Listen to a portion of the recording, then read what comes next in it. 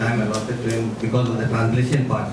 Otherwise, it was very interesting thing to know in such detail about the Gowda of Kunbi life. I think he deserves a round of applause for all. This question goes to Sebi. What do you think from this background? As you must have noticed, this is one community in Goa which has undergone three conversions. Though he has only talked about two, of Christianity and then now Hindu. But actually the Gowdas are not even Hindus. So the first they were converted into Hindus, then into Christianity, and then returned back to the Hindus, and God knows where they're going to land up later on. This question goes to Sebi. Sebi, how you look at the Gowdas and how has the other sections of society related themselves to the Gowdas? One of the things that is there is what is called that strict censorship to discuss is about caste, particularly the Brahminism, and I'm going to break that censorship now. My reading goes that the first conversion from enemies to Christianity, there was a resistance there. In fact, now from the 22nd of November this year, it is official stated position of the Church of Goa that Saint Francis Xavier himself was attacked by Brahmins. There was an attempt to murder him. He ran away for his life. 13 arrows were shot at him. One he got hurt. He ran on the top of the tree and he escaped that way. This is official status, official position of the church with imprimatur of the book written by Patrick Lobo and released by Emeritus Archbishop Raul Gonzalez. So the first conversion, there was resistance, and resistance was from them, from Brahmins. Second conversion of 1928. If you read the writings of Bharatda Hegde Desai, especially of the editorials that he wrote in the newspaper that he used to edit in 30s and 40s, 20s, 30s, 40s, you can see the logic, the reasoning. He extorts, calls upon his fellow Brahmins to see that the Gaudas are broken away from Christianity. Broken away, and because the reason says that the Christian majority, the status of Goa has to be broken. And it's to be broken, and somehow you have to lure them back. So he personally organizes the campaign to go and visit so many other Brahmins, and finally they come to a strategy. What is the strategy? We will promise these Gaudas lands were with Brahmins already during the Portuguese, after the Portuguese came. In fact, how land went to Brahmins during Portuguese era is documented in this book. I'm not going into that. But the land promises were made to all the Gaudas here, all the ancestors who are there. Rohidas is here, and so many others. The ancestors right from Dona Paula, Aivão, Orshel is just below International Center, Naushi, Kakra, Bamboli, Shirdam, and further right up to Bulabi, the border of Iswari Taluka. And the offers were made and said, once you convert, once you become, I don't know, I don't like this word used, Hindu. So that time these words were not used in 9%. The word was Kokane. Hindu word comes much later. And the real meaning of the Hindu word is very derogatory. It means slave, black, and a thief. This is the true meaning of the word in the Persian language. And Brahmins themselves objected to use this word against themselves in a written memorandum to Mughals. This is the history of this word. Now we simply use this word casually. This is the story of 1926-28, during which this. But once the conversion was done, the tribals were betrayed. The lands continued to remain with the Brahmins, and you see in 1990s, the 2000s, the land getting sold massively, and tribals just getting pushed up. You see, earlier they go 145 acres of land is taken. Now, Hotel Grand Hyatt, Goa University, the International Center. Then you see right up to NIU. All these lands were the tribal habitat lands, and so it's been going away. And now this kind of politics is going on. It's very ingrained, and the Brahminism, Brahmin colonialism, you must say, and they are the one who are instruments to impose whatever we call capitalism or other isms. But this is a primary ism, and that we need to focus more on. And as a writers, we need to do it all. Thank you, Sebi. SEBI has touched upon land.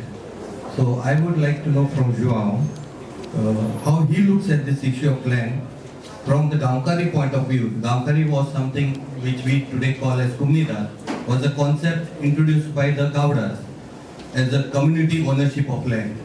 What is the status now and how much of land do the Gaudas still own? Now, as far as Ethnic Gauda is concerned, in Kepe and Sangye Taluka, I could not trace a single Christian Gaudas as landowner. As original landowner, take the example of Ambaur village. One side, Hindu Gaudas are residing, other side, Catholic Gaudas are residing.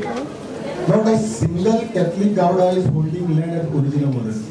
On the other hand, Hindu Gaudas are holding land as original owners. Now, I have written an article, are Christian Gaudas of Kepe and Sangye landless laborer? And my reasoning is that even their school name is Parvat, even the Hindu school name is Parvat, the Hindus are holding land as original owner, but Catholic Gaudas are not holding original owners. They are having land, but either as a muntar or tenant. Even to grab that land, there is a move from the government by amending the Agriculture Tenancy Act. And there is a hidden agenda on the part of government or the ruling class to grab that land which they are having. Now, as far as Komunda is concerned, my ancestors were also cultivating Komunda land. They were being harassed for delaying the rent and other things. Even the institutions which are supposed to protect us, who has brought us in this port from Kokon Pond to Krishna Pond, they are also not protecting these communities. Because what I have noticed that the landlords are not from the particular village. They are residing either in Penjim, either in Kumboli, either in Salshet or somewhere. But these the original owners, the people who are residing over there, they are not the owner at all. This some hazard has been taken place or hazard has been done as far as this community is concerned. And if one verify the records, even some of the priests from the high communities are shown as original owner. Then subsequently the land has been transferred. I've been told that we are running out of time. So I'll stop this discussion at this level and take some questions if anybody has to their speakers.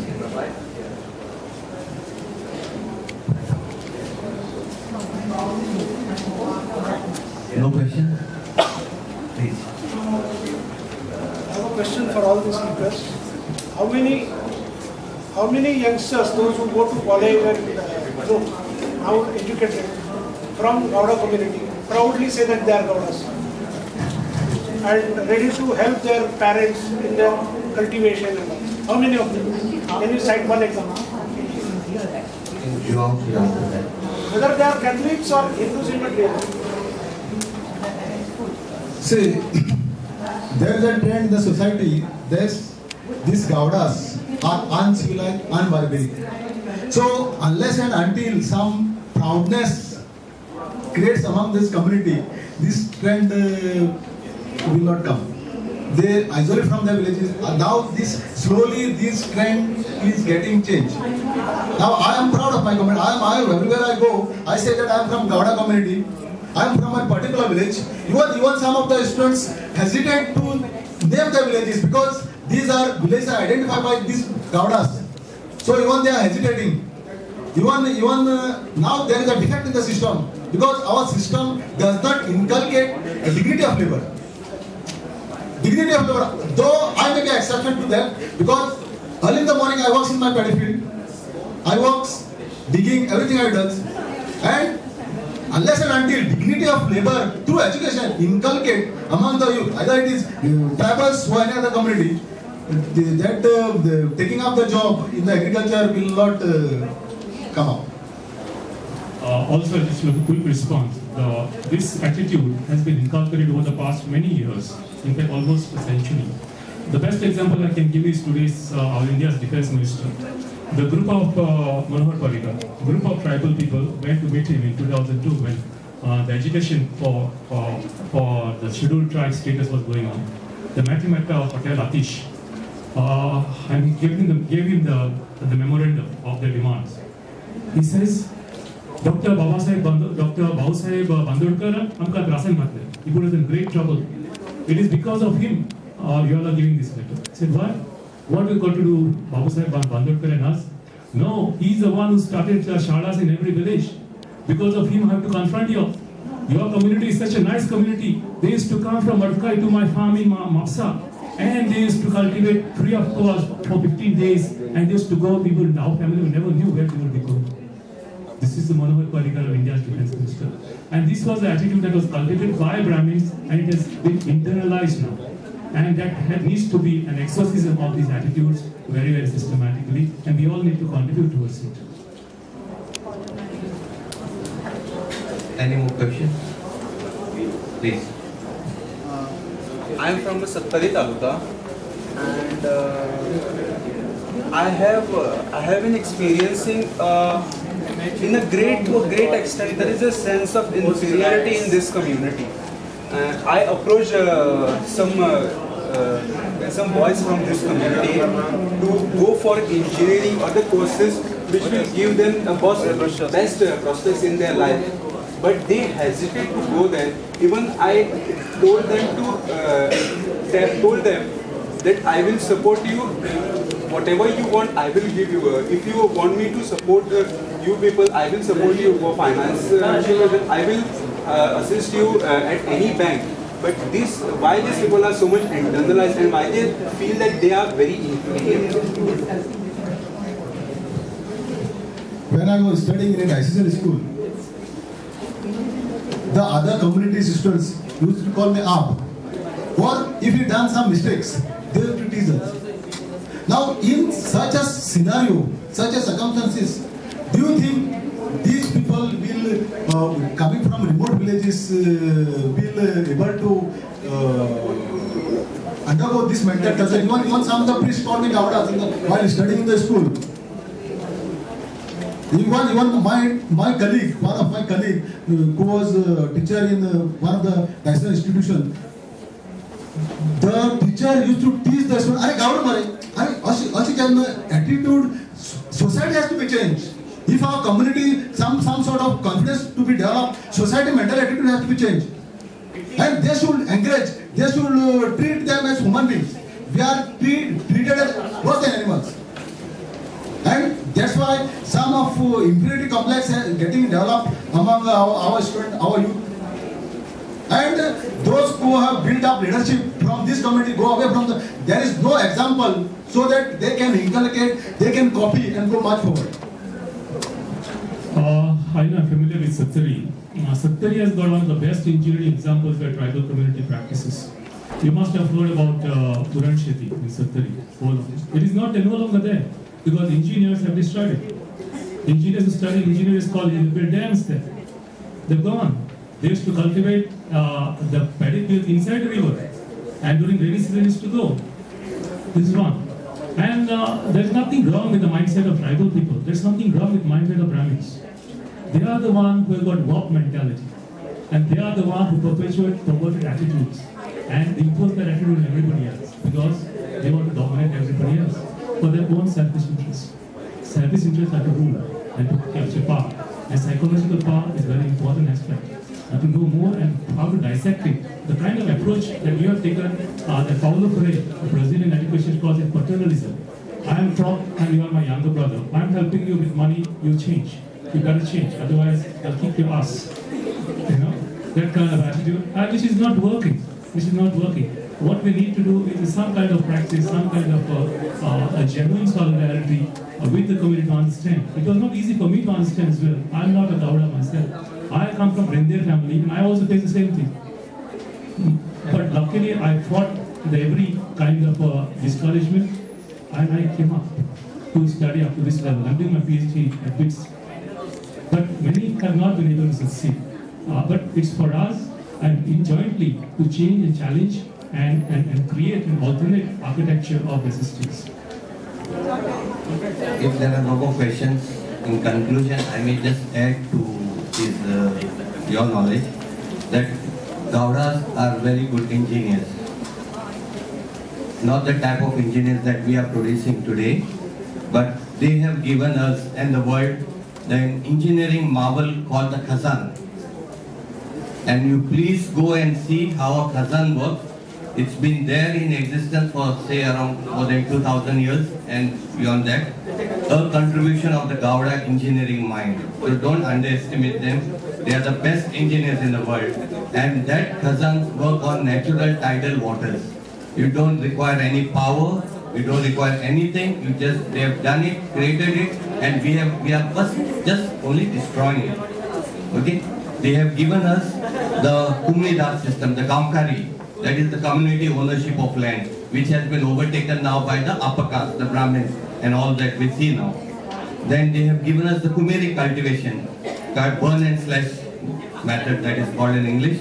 So don't underestimate, they are the best agriculturists, they are the best engineers, they are the best brain. However, we have subjugated them. The later on settlers in Goa have subjugated them and not allowed them to flower. That is the only injustice that has happened to them. I thank you for coming and joining us in this discussion. I thank Devida, Goa and Sabi. And I must thank special thanks to the organizers of this program for allowing Sabi to talk. Because Sabi is considered the first Naxal of Goa, according to the Defence Minister of India. He was declared a Naxal by him, which is not, and the whole of Goa erupted in support of Sabi for the work that he does among the tribals and the other communities.